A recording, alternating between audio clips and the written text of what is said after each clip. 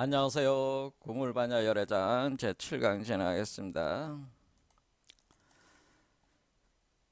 석가모니께서 그 35세 득도를 하신 뒤에 45년간 그 설법을 하시고 80세에 열반에 드실 때에 최후의 가르침들을 대반 열반경에 이제 기록이 돼 있는 건데, 그것을 보면은 거기서 이제 법진상주설이라고 해서 우주 근원의 태양의 광명을 바라고 있는 부처가 있는데, 그거 근원불이죠. 이 근원불이 바로 법신불이라고 하는 건데, 이 법신상주라고 하는 것은 법신불이 항상 우주 근원에서 광명을 바라고 있다라고 하는 얘기입니다. 근데 법신불, 그래서 이 법신불을 따로 우리가 비로자나불이다 해서 대일열애다 뭐 그렇게 표현을 하는 겁니다. 그런데 이 법신불이 항상 그 상주를 하고 있다는 거죠. 우주의 근원에 상주를 하고 있어가지고 이 대우주에 있는 모든 중생의 그 몸속에 자신의 씨앗을 심게 되는데, 그것이 법신의 성품, 그러니까 법신의 성품을 법성이라고 하는데, 법성이 곧 불성의 실체고, 이것이 씨앗으로 돼 가지고 우리 몸에 구체적으로 심어질 때 그것을 이제 열애장이라고 하는 거. 그럼 그 열애장이라고 하는 것이 모든 중생들에게 심어져 있어 가지고 이 열애장이라는 걸 기초로 해서, 이것이 이제 법성, 불성이 내재화되어 있는 씨앗이니까, 이것을 우리 모든 우주는, 모든 세계, 그러니까 우리 인간들은 소우주체니까, 요 소우주체라든가 뭐 중우주, 대우주, 어떻든 이 우주라고 하는 어떤 경계성을 가지고 있는 그 실체들은 그 중심에 세계수라고 하는 게 있네요. 세계수라는 게 나무를 뜻하는 거죠. 해가지고 이 나무의 중심은, 관통하면서 워몰이 있다고 제가 항상 말씀을 드렸고, 요 아래쪽이 블랙홀이고 위쪽이 화이트홀이다. 그래서 이 구조 자체는, 모든 우주는 이 태극의 모양을 가지고 있다. 제가 말씀드린 태극. 이게 이렇게, 그래서 이렇게 태극 모양하고 같은 것이다라고는 사실상에 있어서는. 자, 그래서 요 모양하고 같은 거예요. 요게 우주의 형태를 표현해 준 거예요, 태극은. 그런데 이 중앙에 나무가 가지와 뿌리가 이렇게 해서 대칭적으로 돼 있잖아요. 이렇게 돼 있어 가지고, 그러면은 여기서 우리가 이 뿌리 쪽에 그 씨앗이 심어졌다고 하는 거죠. 씨앗이 열애장이 심어지면은 그것이 이 세계수를 통해서 이제는 올라오기 시작하면은 여기서 열매로 이제는 맺어진다고 하는 거죠. 그럼 이 씨앗이 여기서 사라지면서 그 에너지가 이렇게 올라오면서 다시 실체화가 될 때 다시 또 씨앗이 생기는 거죠. 사라진 씨앗이 여기서 다시 열매화 되는 거죠. 열매 속으로 이제 들어와서 나오게 될 때에, 이 심어지는 것은 우리가 법신불의 씨앗이고, 열매로 나왔을 때는 법신불의 씨앗을 가지고 있는 그 열매 자체는 보신불이 된다고 하는 거죠. 그래서 노사나불이다. 그래서 화엄경에서는 노사나불이다 그렇게 하는 거예요. 그러면 이게 이렇게 요게 몸 밖으로 태어나면은 이게 1,000개의 영꽃잎을 가진 일곱 번째 차크라를 왕관 차크라라고 하는 것인데, 이 왕관 차크라로 이렇게 몸 밖으로 태어난 요거를 보신불이라고 한다라고 하는 거죠.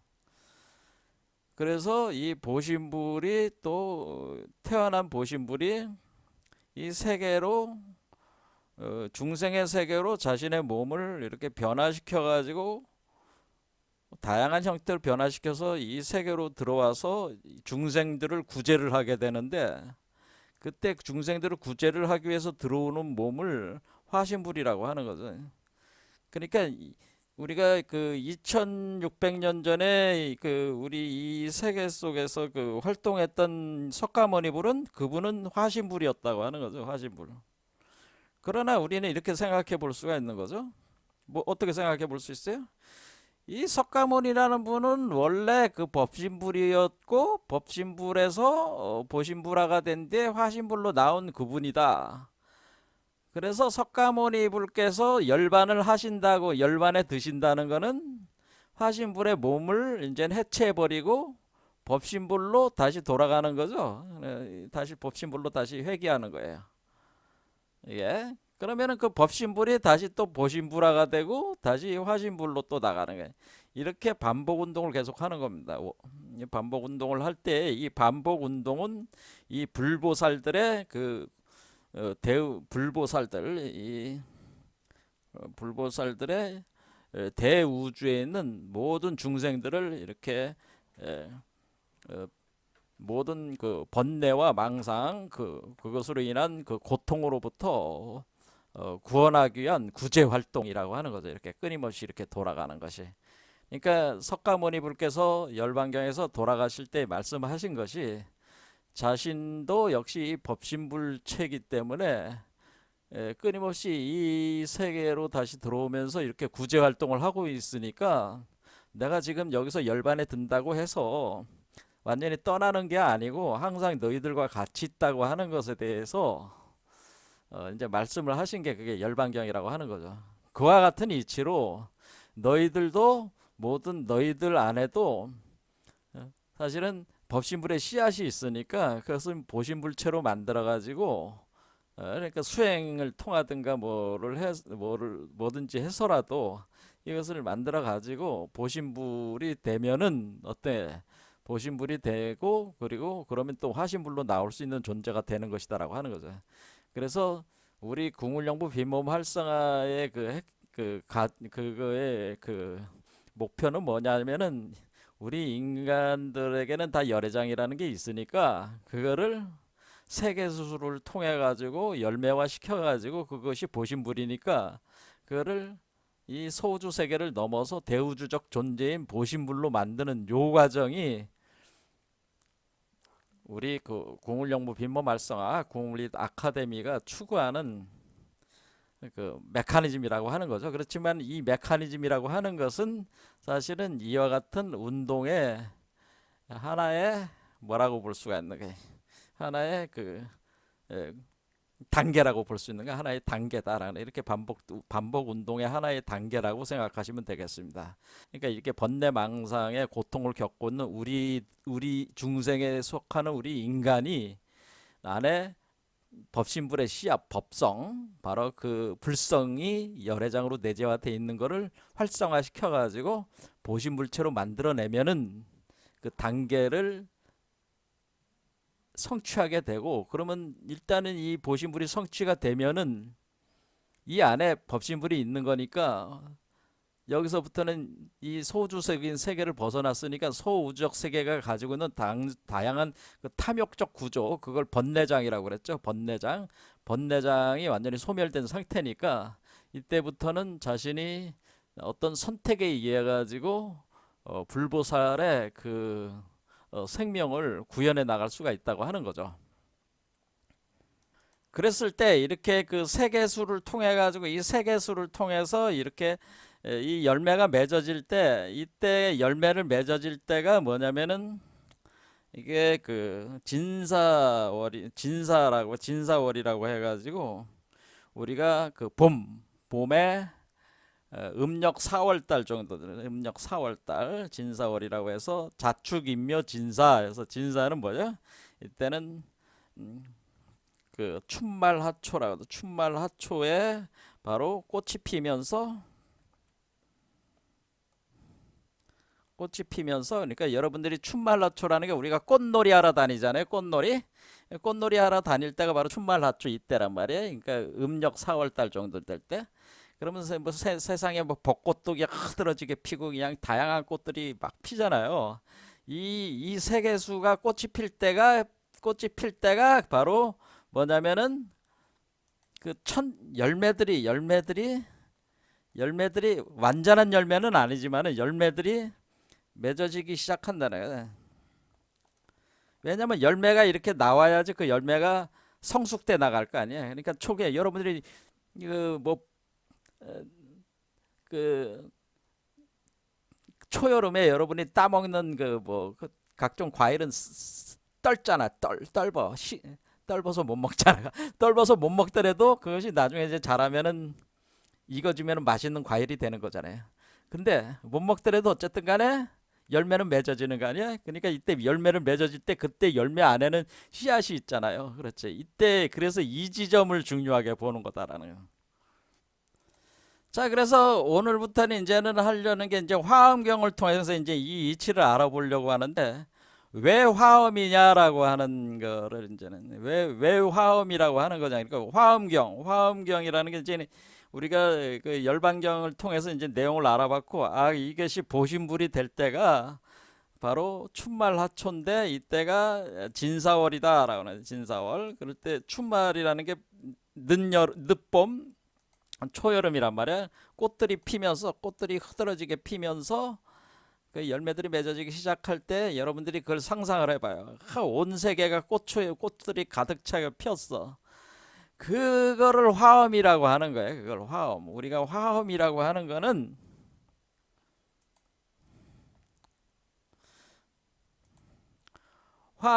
우리가 이제 화엄의 화자는 뭐 어떤 화자냐면은 화엄경, 우리가 화엄경이라고 할 때 화엄경의 화는 뭐예요? 이렇게 춘말하초에 꽃들이 피는 걸 화라고 하는 거. 이거 화라고 하는 거지. 이해가 되죠?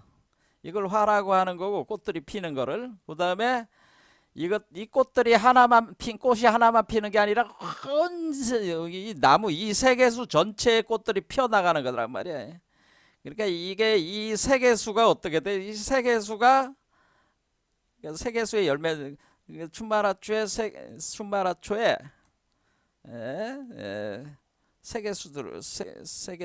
세계수의 여러분들 몸 안에 있는 세계수의 꽃들이 핀다는 거야. 왜 화음이고 법하냐, 그의 이치를 설명하기 위해서 지금 설명을 하는 거니까 잘 들으세요. 화음이다. 우리가 이제는 그 불경에서 나름대로 최고의 경전으로 치고 있는 게 경전의 왕이다라고 치는 게 화음경이 있고, 법화경이 있고, 이게 서로 다투는 거죠. 이게 내가 더 뛰어난 경전이야 뭐 이러면서 잘난 척을 해야 되는 경전이 두 개가 있는데요. 하나는 화음경하고 하나는 법화경이에요. 그러나 여러분들이 이게 다 이제 이때 우리가 주도적으로 이 화엄경을 경전의 왕이라고 사실 칭하기도 합니다. 경전의 왕. 하지만은 법화경도 스스로 자기도 경전의 왕이니까 서로 다툰다. 하지만 여기 보면 여러분들이 결국 화라는 글자가 다 동시에 있다는 걸 알 수가 있잖아요. 그래, 이 화자가 의미하는 게 바로 이 가지에 꽃들이 피는 거가 그 현상이 화란 말이야. 그러면 그 꽃들이 활짝 피는데, 엄이라고 하는 것은 꽃들이 그냥 층층층층이 막, 그러니까 아래까지도 피고 위까지도 피고 이 세계수의 꽃들이 그냥 가득, 꽃들이 뭐 가득 피면서 그 장엄하게 된다는 그 현상 자체가 이 세계수가 뭐야? 세계수의 꽃들이 가득 피면서 그 어떤 장식하게 된다는 거. 세계수를 장식한다. 피면서 장식하게 된다. 그러니까 세계수의 꽃들이 피면서 온갖 보석들로 이렇게 세계수에 장식이 되는, 장식이라는 게 뭐 이렇게 보석 같은 게 막 주렁주렁 달게는, 여러분들이 크리스마스 때 이렇게 크리스마스 트리에다가 이렇게 막 달잖아요. 그걸 장식한다고 하잖아요. 그런 식으로 장식이 된다는 거지. 그래서 화엄이라고 하니, 엄자라게 장식할 엄자란 말이야. 엄자. 장식한다는 엄자란 말이에요. 그러면 이게 꽃들이 막 피는 것이 마치 세계수를 장식하는 것 같이 펴진다. 이게 바로 화엄경의 이치. 그러니까 이게 세계수의 꽃들이 피는 그 이치, 이게 이제 화엄경을 얘기하는 거고. 그러면은 법화경은 뭐겠어? 이게 화엄경, 장식할 때 이게 화엄이라는 뜻이고. 그러면은 우리가 이 법화는 뭐겠어요? 법화라는 건 결국 이것이 법성, 그렇죠? 법성. 그러니까 법신불의 그 씨앗이 싹수로 나오면서 가지로 나오면서 거기서 꽃이 핀 거니까, 그러니까 법화한 거예요, 법화. 그렇죠. 그래 왜 법화라고 하는지 아지. 그래서 이게 법화라는 거는 법신불의 씨앗이 이 세계수를 타고 올라와서 가지들이 되면서 꽃들이 이렇게 펴나가는. 그러니까 사실은 화엄경이나 법화경은 이게 법성이 어때요? 수에서 그, 그 구현되는 거죠. 구현되는 거. 법성이라고 하는 그 성품이 육화가 돼가지고 보신불이라는 구체적 형태로 육화가 돼가지고 구현되는 것이 꽃이 피면, 그래서 꽃이 피면서 구현되는 것이 이게 법화경. 그러니까 이게 사실은 화엄경이나 법화경이나 사실은 이게 거의 뭐 같은 거죠. 같은 개념이라 이렇게 보시면 되는 거죠. 그렇죠. 화엄경이다 법화경이다 하는 것이 우리는 화엄이다 법화라고 하는 것은 사실은 거의 같은 개념이구나 라는 걸 알 수가 있습니다. 그러니까 우리는 여기서 뭐가 지금 핵심이라고 하는 거예요? 이 세계수가 있어야지 꽃이 피는 거 아니겠어요? 세계수가. 그렇죠. 여기서 지금 이 화엄 법화를 얘기하기 이전에 모든 인간의 몸에는, 모든 중생에게는 세계수가 있다라고 하는 것을, 모든 인간의 모든 중생의 몸에는 세계수가 있다라고 하는 이 사실을 알아야지, 이 사실에 입각해야지, 이 이치가 우리 먼저 알아야지, 이게 세계수가 있어서 그 세계수에 피는 꽃들을 얘기하는 거구나 라고 하는 거를 우리가 이해를 할 수가 있는 거 아니겠어요? 그런데 지금 저 불교에서 우리 불교 이 스님들도 우리 몸속에 세계수가 있다는 거를 잘 모른다고. 제가 불교 공부를 이제 해보니까 스님들, 우리 그 나름대로 스님들도, 우리 스님들이 인간 몸에 세계수가 있다는 걸 잘 모른다는 제가 해보니까. 그러니까 인간의 몸이 뭐야? 인간의 몸이 소주야. 소주이고, 그 소주에 바로 세계수가 있다는 걸 잘 모른다라는 거야, 스님들께서. 그래가지고 이게 그 설명을 잘 못하는 거지, 이게 지금 중생들한테. 중생들을 헤매고 있습니다, 제가 볼 때는. 자, 그런데 우리가 화엄경, 그냥 화엄경이라고 하지 않고 대방광불이다라고 해요. 대방광불. 화엄경에서 대방광이라는 걸 앞에다 붙였는데, 이 대라는 게 뭐겠어요? 대우주체라는 얘기죠.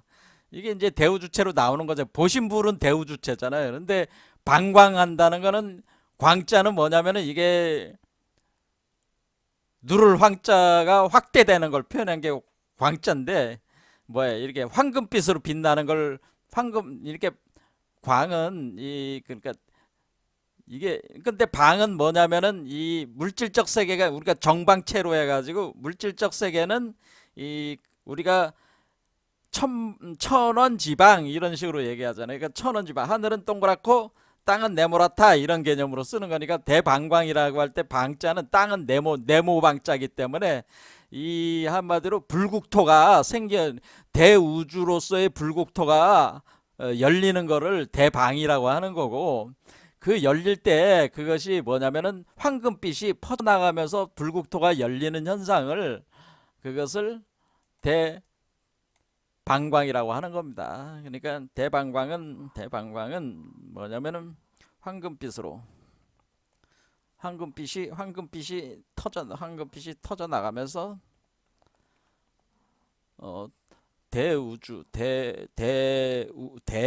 대세계의 그 불국토를 구성해 나가는 것을 가리켜서 대방광이라고 하는 것이다라는 거죠. 대방광이라고 하는 것은 황금빛이 터져 나가는 건 뭐예요? 이게 바로 이제 보신불이 돼가지고 보신불의 몸이 황금빛으로 빛나면서 이 우주로 빛이 터져 나가는 거야. 그러면서 자기의 세계를 확장해 나가는 거란 말이야. 이렇게 확장을 계속 해 나갈 때에 그걸 불국토를 구성해 나간단 말이야. 이렇게 불국토를 구성해 나갈 때 그것을 대방광이다 이렇게 얘기하는 거야. 대방광불, 그러니까 이 보신불이 나오는 그 시점에 이렇게 나갈 때 이 열리는 이 세계를 가리켜서 이거를 뭐라고 얘기한 거는 우리가 연화장 세계라고 그러지 않았습니까? 그래서 지난 시간에 이게 연화장 세계입니다. 연화장 세계가 돼가지고 우리가 이 연꽃이 연꽃이 여기 오면 1000개잎이 되는 연꽃이 되는데 이 1000개잎이 되는 이 연꽃 안에 그 1000개가 잎마다 또 연꽃이 또 있어. 그러니까 그렇게 층층이 계속 있으면서 이 연화장 세계, 그러니까 우리가 그래서 열애장의 세계가 연화장의 세계로 이렇게 구현된 것을 표현한 거죠. 그러니까 연꽃의 세계로 이렇게 이 보신불의 세계가 열리는 것. 그러니까 연화장 세계로 보신불의 세계가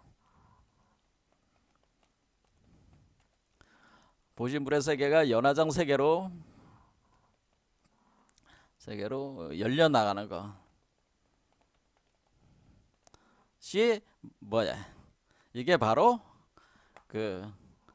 우리가 얘기하는 대방광불 화엄경이 얘기하는 거죠. 그러니까 대방광불 화엄경은 사실은 법신불의 세계, 법신불이 보신불화가 되면서 보신불의 세계가 열려 나간다고 하는 것을, 그래서 그 각 중생의 몸속에서 법신불의 씨앗이 심어져 가지고 그것이 보신불이 되는 그러니까 어떻게 수행을 해 가지고 그것이 되는 것이며 뭐 이런 거를 이제 설명을 하는 것이 이것이 대방광불 화엄경의 이치라 그런 얘기입니다.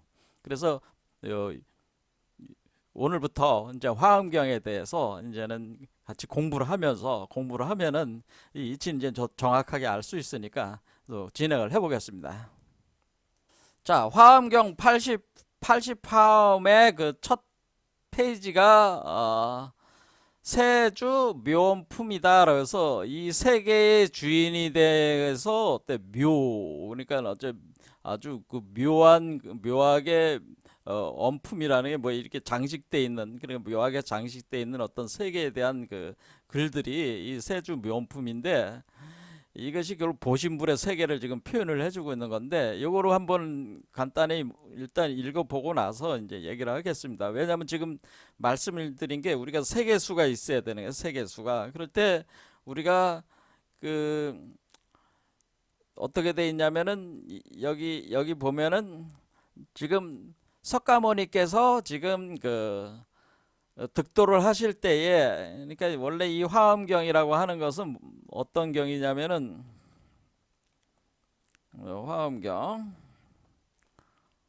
화엄경은 그 석가모니가 일반 중생들에게 강론하신 게 아니에요.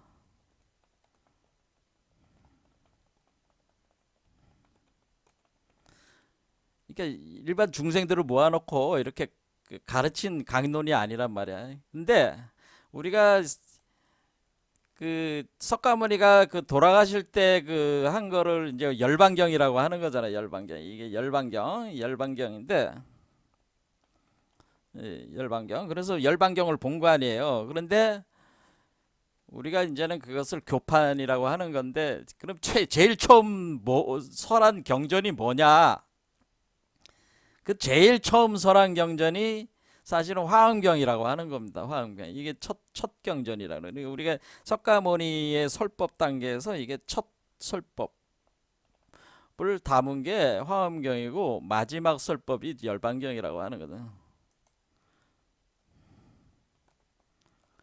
그런데 이제는 이 내용을 보면은 뭐 열반경은 이제는 우리가 어느 정도 좀 봤으니까 이거 돌아가실 때 뭐 한 거다 뭐 알지만은, 화엄경은 뭐냐면은 원래 그 석가모니께서 여기 그림도 있지만은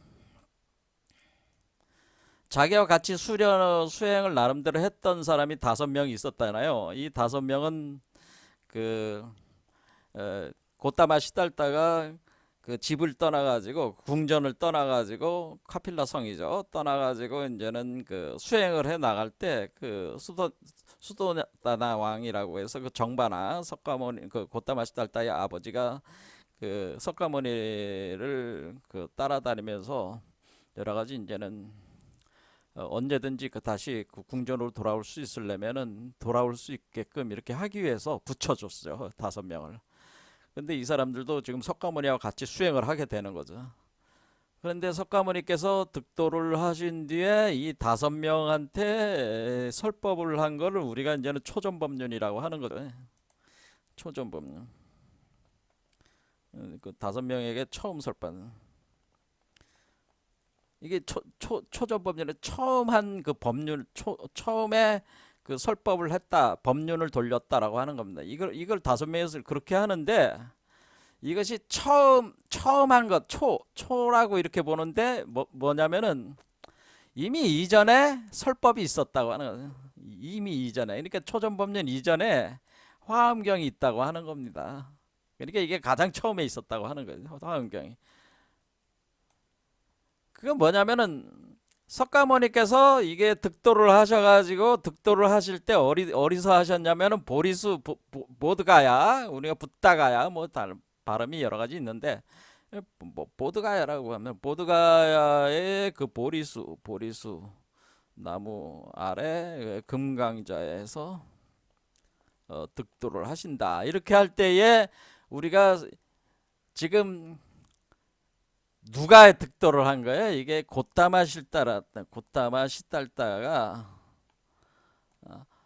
석가족인 고타마 실달다가 보드가야 보리수 나무 아래에서 금강자에서 앉아서 득도를 했다. 금강자에 앉아서 득도를 했다 할 때 우리는 이것이 어떤 역사적 사실들을 가리키기도 하는 것이겠지만은 사실은 이 보리수라고 하는 것은 원래 원래 이 보리수가 뭐라고 하는 거예요?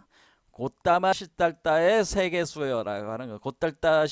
고타마 시달다라는 그 수행자의 몸 속에 세계수를 의미를 하는 것이다라고 하는 거예요. 그래서 이 세계수의 이름이 필발라수라고 원래 이름이 있었다고 하는 필발라수.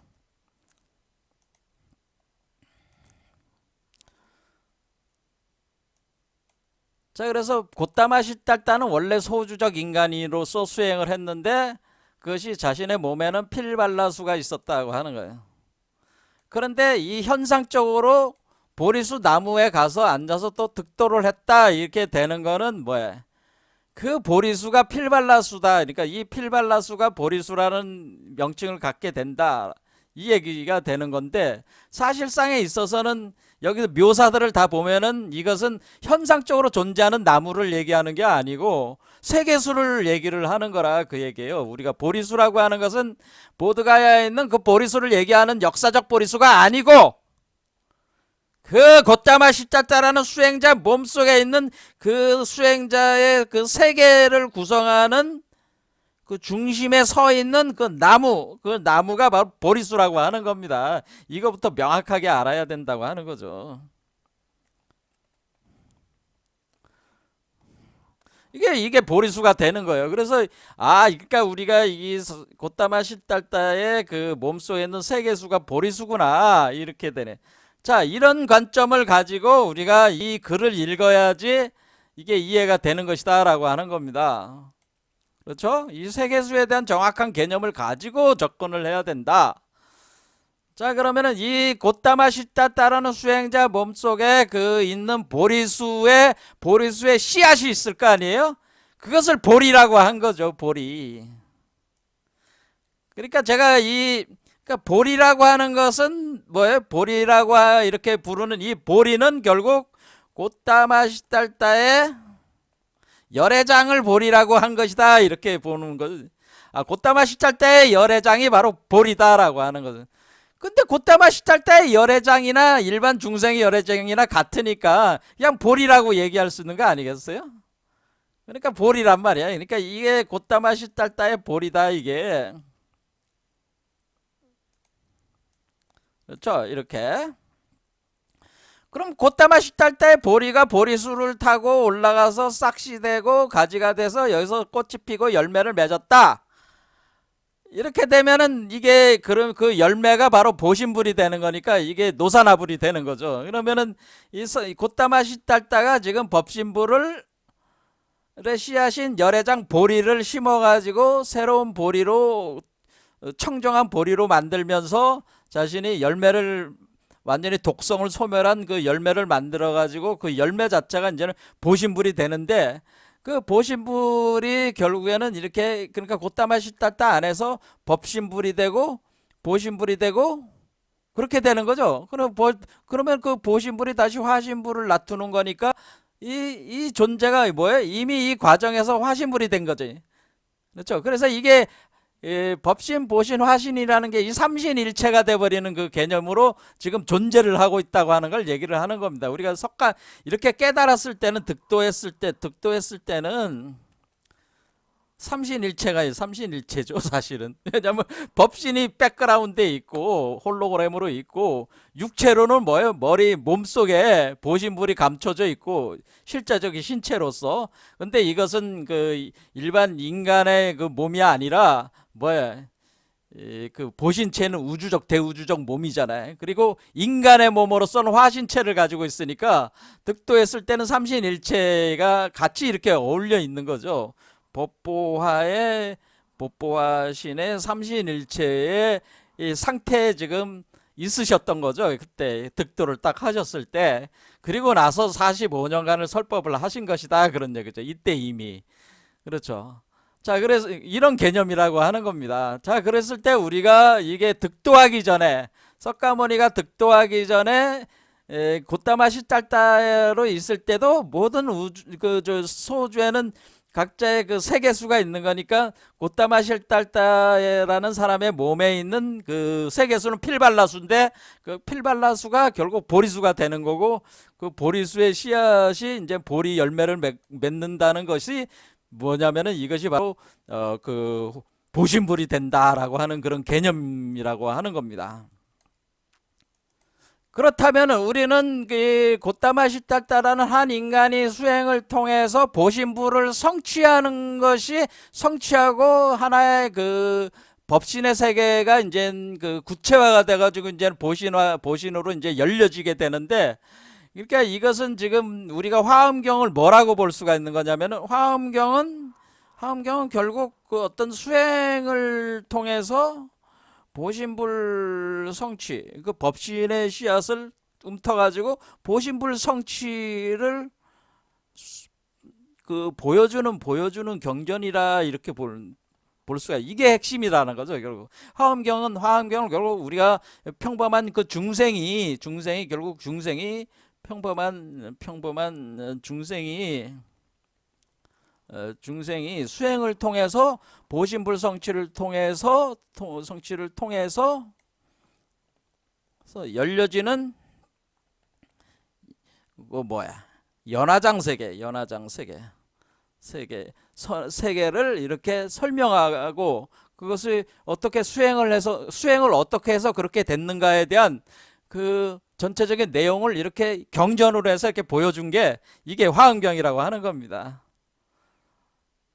그러니까 화엄경이 굉장히 중요하지. 화엄경이 이게 굉장히 우리가 이제 중생이 어떻게 그 부처가 되느냐에 대한 내용뿐만 아니라 이 과정 자체가 법보화라는 삼신의 메커니즘 이렇게 돌아가면서 이것이 일종의 대우주 세계의 법진 세계가 그 보신불의 연화장 세계가 열리면서 드러나기 시작하면서 이것이 구현되는 걸 보여주는 거기 때문에 이거는 우주론적이면서 수행자의 그 개체적인 그 수행에 따른 그 변화 과정들을 이렇게 설명을 해주는 거니까 이거는 화엄경은 사실은 우리가 굉장히 깊이 공부를 할 만한 가치가 있는 그런 경전이다 볼 수가 있고요. 특히 이 경전은 뭐냐면은 우리가 여러분들도 아시다시피 우리가 이제는 신라 시대에 이제 오게 되면은 그 의상이라는 분이 그 원래 원효라는 분하고 같이 활동하실 때 원효가 617년 출생이고 의상은 625년 출생이니까 원효가 의형제지간이니까 이게 형이잖아요. 원효가 형이고 의상이 동생이었는데 같이 당나라로 공부를 하러 가다가 원효 대사가 그 같이 굴 속에서 동굴 속에서 이제 잘 때에 목이 말라가지고 밤에 잘 때 목이 말라서 물을 마시다가 아침에서 깨어나서 보니까 밤에 껌껌한 밤에 자기가 이렇게 더듬더듬 담아서 물이 있길래 그냥 마셨는데 아침에 일어나 보니까 그게 해골물이었죠. 해골에 담겨 있는 물이었다는 거예요. 그래서 여기서 일종의 그 어떤 그 번뜩이는 그걸 뭐라 그래 그걸 도노를 했다고 보면 내 도노했다 이렇게 생각하시면 이때 도노를 한 겁니다. 원효가 단순한 차원의 깨달음이 아니고요. 이때 도노를 했어요. 깨달았어요. 그래서 더 이상 중국에 갈 필요를 느끼질 않았어요. 원효가. 그래서 원효는 다시 신라로 돌아와서 한마디로 해동선자, 그러니까 해동성자가 되는데 한마디로 이그 당나라 같은 데로 유학을 가지 않고 독자적인 그 어떤 불법의 세계를 파악을 해가지고 그것을 전개를 해서 뭐야 이렇게 어떤 그 각종 그 논을 짓기도 하거니와 그걸 이렇게 불교의 대중화 그것이 이제 나중에 이제는 그 정토종으로 가게 되는데 이 원효의 사상이 원래 그 열애장 사상인 게 진짜 우리 한국의 불교사에서 열애장 사상의 그 핵심을 쥐고 있는 사람이 원효란 말이에요. 그래서 원효가 열애장 사상을 기초로 해서 정토, 아미타불 극락 정토 사상을 전개를 하면서 그 우리 그 신라 그 백성들을 정토의 세계로 인도를 하려는 그 서원이 있었죠. 그래서 이분은 그렇고, 근데 의상은 원효가 도노를 했지만 자기는 못했으니까 당나라로 그대로 가다가 그 도적들한테 잡혀가지고 고생을 해서 개고생을 하다가 다시 그 신라로 돌아오죠. 돌아와서 절치부심하다가 다시 배를 타고 이번에는 넘어가게 되는데 당나라로 넘어가게 되는데 그때 당나라에 화엄종이 이미 성립이 돼 있었죠. 화엄종이라고 해가지고 성립이 됐는데 그때 이제는 뭐냐면 중국 화엄종의 그 개조가 두순이라는 사람이더라고요. 두순. 그리고 이 두 번째 그 조사가 바로 그 지엄이라는 사람이 있어요. 지엄. 그래서 그 요때의 그 의상이 요 지엄으로부터 배운 거죠. 근데 지엄 수하에 현수라는 사람도 있었는데 이는 중국 사람이니까 당시에 당나라 사람이죠. 그래서 현수가 이제 3대 그 조사가 되고 의상은 이제 신라로 돌아오니까 그런데 현수도 의상이 굉장히 고절한 사람 거의 뭐 같은 동학이니까 자기가 이제는 부족한 부분들을 의상에게 사람을 보내서 신라 쪽으로 보내가지고 그 자기가 쓴 책에 대한 자문도 가고 많이 합니다. 이 현수가. 그러니까 의상이 굉장히 화엄종의 말처럼 달통한 거죠. 화엄경에 달통했다고 보시면 되는 거죠. 그래서 이게 의상이 그런데 이 지엄 아래에서 이렇게 배울 때 이때 각가지 여러 가지 꿈속에서 여러 가지 그 현상들을 겪으면서 지엄 문화에서 이제는 그 화엄경을 하나의 그 210자의 문자로 화엄경을 완전히 압축해 가지고 그거를 설명하는 그 텍스트를 이제는 그것을 이제 뭐 혼자 뭐 독자적으로 만들었다기보다는 어떤 불보살들의 가오가 있으니까 그런 텍스트가 나오는 거 아니겠어요? 그게 나온 게 바로 이게 이제 화엄일성 법계도라고 하는 거지. 화엄일성 법계도가 바로 화엄경을 210자로 딱 압축해 가지고 이렇게 만들어낸 게 이게 바로 의상이에요. 의상이 이걸 하고 돌아와 가지고 우리 신라 쪽에서 이제는 화엄종의 뭐 거의 개조 역할을 하게 되는 건데 물론 그 의상 이전에도 화엄종이 신라에 좀 들어와서 있었긴 있었죠. 어쨌든 그 화엄종의 개조로 인정을 받고 있는 건데 이와 같이 그 화엄경이 우리 한국의 그 불교에서 굉장히 엄청난 영향이 우리 한국뿐만 아니라 중국의 우리가 불경을 가지고 나름대로 그 큰 종파가 만들어지는 게 우리가 화엄경과 법화경이 있단 말이에요. 아까 얘기했듯이 화엄경은 우리가 화엄종이 나오게 되는 거고, 화엄경에서는 화엄경을 가지고는 화엄종이 나오는 거고요. 법화경으로 가지고는 천태종이 나오게 되는, 그렇죠. 유명한 종파죠, 이것도. 그래서 이렇게 나오는 거니까 이 두 개의 경전이 굉장히 중요한 경전이란 말이에요.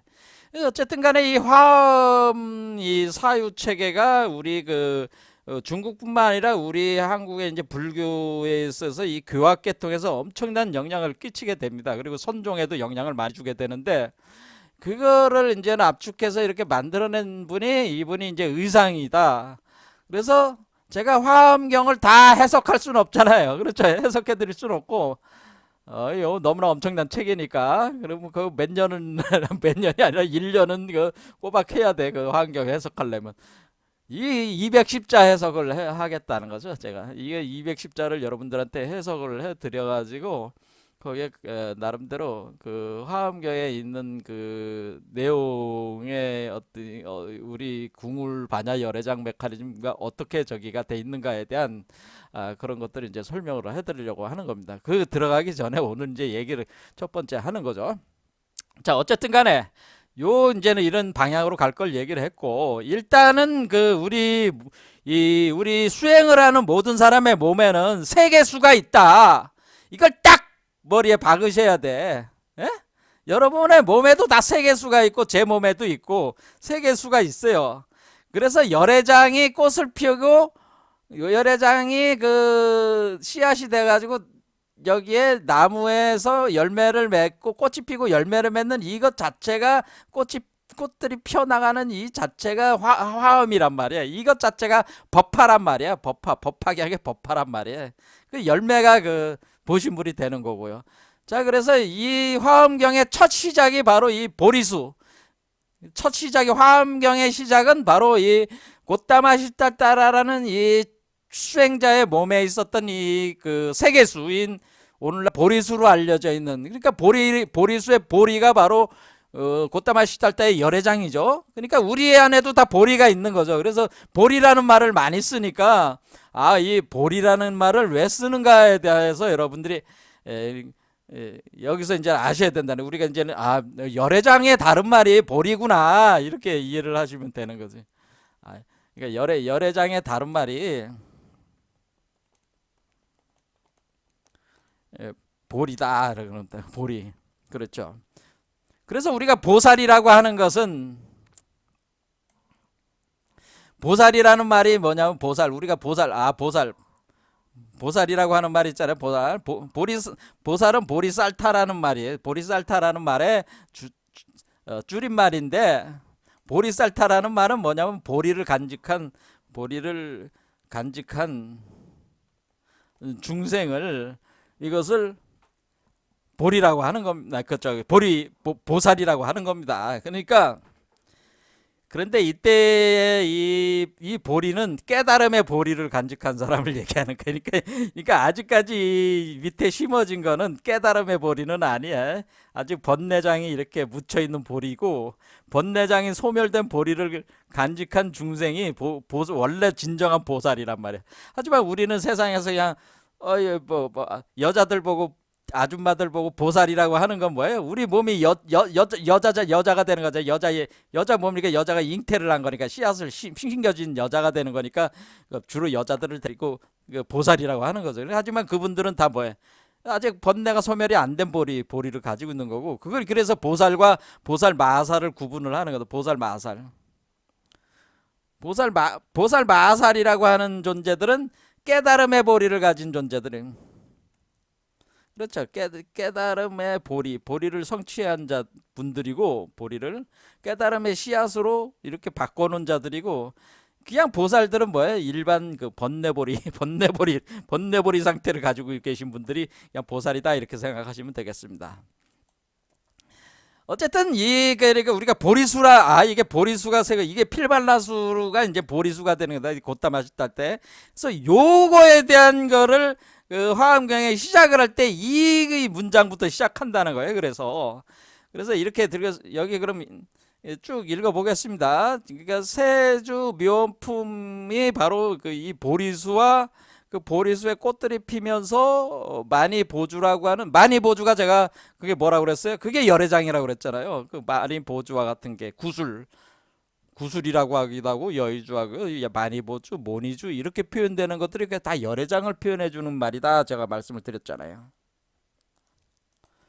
쭉 읽어보면 이와 같이 내가 들었다. 한때 부처님께서 마갈다국, 그러니까 마가다국의 아란야법 보리도량에 계시면서, 보리도량이라고 하는 거는 뭐냐, 이게 보리수 나무 아래에 앉아 있었다는 거죠. 이렇게 보리수, 이게 보리도량이라는 거, 보리수에 앉아 계실 때, 거기 금강자에 앉아 계실 때 처음 정각을 이루셨는데 그때 깨달았다는 얘기지. 그런데 이때 깨달았을 때 이분이 그 5명을 모아놓고 초전법륜 하기 전에 화엄경이 이렇게 깨달은 상태에서 3, 7일 동안의 그러니까 이 첫설법을 뭐냐면은 그 5명한테 초전법륜 하기 전에 3, 7일 동안, 3, 7은 뭐예요? 3, 7에 21일이지. 그러니까 20일, 3, 7일 동안 그 삼매 들어서 그 깨달음의 그 경지를 깨달음의 경지를 그 석가모니 부처가 설하는 게 아니고요. 그 비로자나불이 사실은 여기서 주인공이에요. 그러니까 화엄경의 주인공은 비로자나불이에요. 비로자나불이다. 그래서 화엄경의 주인공은 비로자나불이고, 석가모니불은 지금 비로자나불을 보신불로 화연시킨 분이잖아요. 그러니까 이분은 여기서 주도적인 역할을 하질 않고, 이 화엄경에는 비로자나불이 주인공이고, 그 각 그 모임마다 9번의 모임이 있는데 그 모임의 회주들이 보살들이에요. 보살들이 그러니까 등장하면서 설법을 하는 겁니다. 그러니까 왜 그러겠어요? 지금 막 깨달았잖아요. 막 깨달았는데 그 석가모니께서 막 깨달았는데 이분이 깨달음에서 나온 상태가 아니고 딱 득도를 한 뒤에 그대로 삼매 상태에 들어가서 21일 동안을 삼매 상태에 있으면서 그 비로자나불을 그 주인공으로 한 그 보살들이 뭐예요? 출현을 하면서 그 자신의 몸에서, 그러니까 그것을 우리가 육욕계라고 해가지고 사천왕천, 도리천, 그렇지 하면 야마천, 도솔천, 화락천, 타와자재천. 그래서 이 도리천, 야마천, 도솔천, 그리고 위에는 타와자재천. 여기 그러니까 이 육천 중에서 육천 중에서 이 네 군데하고, 그 다음에 뭐냐면은 우리가 아래쪽에 이제 보리도량하고, 그 다음에 그 궁전, 용왕이 지어진 그 궁전이 있습니다. 그 궁전에서 이렇게 설법을 하는 겁니다. 그러니까 욕계를 떠나지 않는다. 이게 지금 욕계를 떠나지 않으니까 욕계를 떠나지 않은 상태라는 거예요.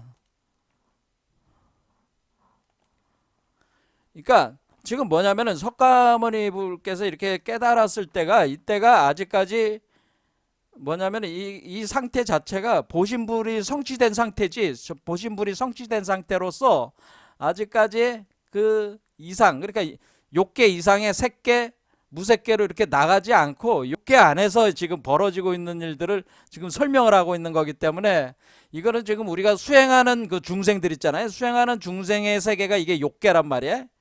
수행하는 중생의 세계는 욕계인데, 이 욕계에서 그 위치에 따라 가지고 이렇게 설법을 하는 거기 때문에, 이 화엄경이 그러니까 뭐냐면은 이게 수행자들의 그 욕계, 그러니까 수행자는 뭐 욕계에서 지금 수행하고 있는 거 아니에요? 수행하는 그 대상들을 그 저기가 된다고 하는 거죠. 그 사람들의 그 몸 안에서 이 변화 과정을 설명을 하고 있는 것이다. 그런 얘기를 하는 겁니다. 자, 그래서 37일 동안에, 그러니까 지금 그 석가모니 불께서 눈을 딱 떠가지고 뭐 5명 딱 오라고 그래가지고 이렇게 초전법륜 하기 전이라고 하는 거죠, 이때가. 그러니까 그런데 20일, 37에 21일이니까 뭡니까 이게? 그러니까 한마디로 얘기해서 이렇게 이게 삼수로 올라가는 거잖아요. 이렇게, 그렇죠.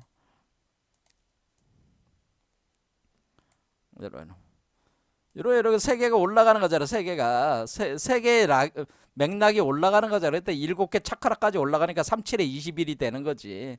그 얘기죠. 자, 이런 식의 개념을 지금 그러니까 여기서부터 밑에서부터 올라와서 이거 7차크라로 나오는 거, 이런 개념으로 요게 지금 해가지고 설명을 하고 있는 거라는 걸 알 수가 있어요. 그러니까 요 상태에서 지금 이렇게 수도를 해서 삼매 상태 들어서 수도를 하면서 이렇게 7개 차크라에 걸쳐서 이렇게 변화를 거쳐서 나오는 이 전체적인 과정을 설명을 하고 있는 것이 화엄경이다, 그런 얘기죠. 그래서 열리는 세계를 설명하는 게 화엄경이다 그런 거죠. 자, 그래서 이렇게 있을 때 이렇게 정각을 이루셨을 때 그때 아직 초전법륜 5명 모아놓고 하진 않고 그때 37일 동안 삼매 상태 들어가 있어. 이제 이미 하지만 정각을 이뤘어. 그런데 37일 동안 있으면서 그거를 다시 이렇게 정리를 하는 거죠. 근데 그 땅은 경과의 금강으로 이루어졌으며 몹시 미묘한 보륜이라는 게 뭐예요? 이거 뭐 차크라를 얘기하는 거잖아요. 보성륜이니까. 그렇죠? 온갖 보배 꽃과 청정한 마니. 보배 꽃. 그러니까 마니가 뭐라? 마니 보주가 열애장이라고 했잖아요. 마니로 장엄히 장식되어 있고 여러 색깔 모양의 바다가 끝없이 펼쳐져 있고 마니가 깃발을 이뤄 빛을 발산하며 끝없이 아름다운 소리를 내고 많은 보배만과 미묘한 향을 풍기는 꽃다발이 온 주위에 매달려 있었다. 마니 보배가 자재의 변하는 모습을 보이고 담없는, 그러니까 이 마니라는 게 뭐예요? 마니 보주. 그러니까 마니라고 하는 거는, 마니라는 게 달을 의미하는 거야. 얘는 마니가 달을 의미하는데, 그러니까 달처럼 생겼다. 명월주라고 제가 그랬죠. 명월주. 그러니까 마니보주가 바로 그 열애장이라고 하는 거예요. 성취된 열애장은 마니보주. 그래서 이 마니보주인데, 그러니까 보신불이 들어가 있는 거죠. 그 마니보주 안에 사실은. 자, 이렇게 해서 마니보드배가 자재히 변하는 모습으로 다음없는 보배와 온갖 아름다운 꽃들이 그 땅에 흩어져 있고 보배나무가 줄을 지어 가지와 잎이 반짝이고 있었으니 부처님의 신통력이 그 도량의 모든 창업을 그 안에 반영시킨 것이다. 그 보리수는, 자, 보리수 얘기가 나오죠. 자, 세계수 보리수, 유난히 높이 솟아서 금강으로 몸체를 이루고, 그러니까 이 줄기는 금강체고, 그런데 유리로 줄기를 삼아서, 유리는 줄기가 유리로 만들어져 있다는 거죠. 그래서 유리 광화 세계가 지금 열린 거죠. 그러니까 금강으로 몸체를 이루고 유리로 줄기를 삼아서, 그러니까 지금 뭐야? 지금 석가모니 그 불이 된 상태는 어때? 요 보리수 나무의 이 줄기는 뭐가 돼? 줄기는 금강이 되고, 그렇죠? 그리고 여기는 유리가 되는 거죠. 유리 줄기로 나오니까 맞아, 유리광화 세계가 열린 거죠. 그래서 유리광화 세계가 열렸다라고 하는 겁니다. 온갖 미미한 보배로 가지를 이루었으며 보배의 잎새들이 온 방향으로 퍼져 구름처럼 음영을 들이고 보배꽃은 갖가지 색깔을 내며 가지들의 그림자를 펴고 있었다. 또 마니로 된 열매가 불타는 광채를 머금은 채 꽃들 사이로 줄지어 매달려서 그 보리수 주위가 온갖 빛을 발산하고 있었는데 그 광명 속에 마니보배의 비가 내리고 그 마니보배 안에는 여러 보살, 그 마니보주 안 속에 보살들이 있다고 하는 거죠. 구름처럼 동시에 나타났다. 또 열애의 위신력으로 그 보리수가 항상 미묘한 음성으로 갖가지 법을 끝없이 설하고, 그 보리수가 설하고 있다는 거지. 보리수가. 그러니까 열애가 계시는 궁전의 누각은, 자, 여기까지. 자, 그래서 우리는 여기서 이 보리수 세계수라고 하는 것이 우리 몸속에 있는 세계수가 어떻게 변한다는 거예요? 이렇게 득도를 해나가는 과정에서 우리가 이것이 금강이라는 게 다이아몬드잖아요. 이 금강 줄기는 다이아몬드 같이 되고 이 줄기는 뭐가 되는 거예요? 수정유리들에서 일곱 개의 그 만호, 7개 보석들이 주렁주렁 매달리고 마니보주가 달리고 마니보주들 속에는 보살들이 또 들어가 있다는 거죠. 그 안에 각각.